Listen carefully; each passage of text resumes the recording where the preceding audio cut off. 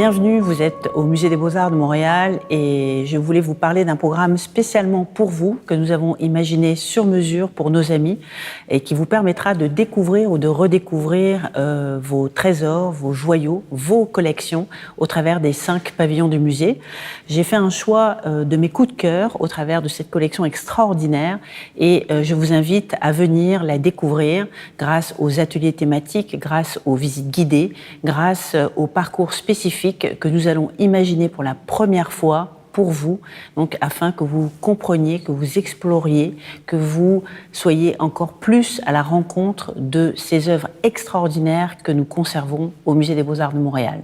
Alors voilà quelques choix spécialement choisis pour vous. Mi-Carême, un tableau qui à chaque fois me rappelle des souvenirs très forts. Celui d'avoir vu Riopelle à la toute fin de sa vie. Il était dans cette île, au milieu du Saint-Laurent, un vieil homme, déjà donc parti, et pourtant cette peinture tellement forte. Et ce tableau, un tableau d'atelier. C'est un tableau donc qui m'évoque cet atelier que j'avais pu visiter, qui se trouve à l'île aux Grues, qui était dans un territoire séparé de la terre à plusieurs fois par jour, au rythme des marées. Un atelier qui était balayé par les vents, donc qui était entouré donc par tous les éléments, la force et la violence des eaux du Saint-Laurent. Et puis en même temps, on y sentait ce territoire dans lequel Riopelle était enraciné, un territoire de chasse. On voyait dans l'intérieur de l'atelier, autour d'un chauffe-eau rose à l'ancienne, un vieux poêle si vous voulez, qui était d'une couleur absolument incongrue, des animaux empaillés suspendus au plafond et toutes les traces de peinture d'aérosol. On devinait le peintre en action. Et c'est exactement ce type de peinture qu'en 1990, Riopelle faisait.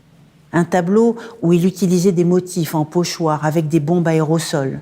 Et c'est cette technique tout à fait étonnante, car j'aurais pu plutôt choisir des mosaïques, de la première période, la mieux connue de Riopelle. Mais c'est pourtant cette technique-là que je trouve très intéressante, parce qu'elle était très audacieuse. Elle parlait beaucoup aux peintres de cette nouvelle génération du street art à New York, et avec une nouvelle façon de faire de la figuration. C'est un tableau aussi que l'on peut voir sur 2 faces, sur des panneaux de bois. Donc regardez-le, tournez-le.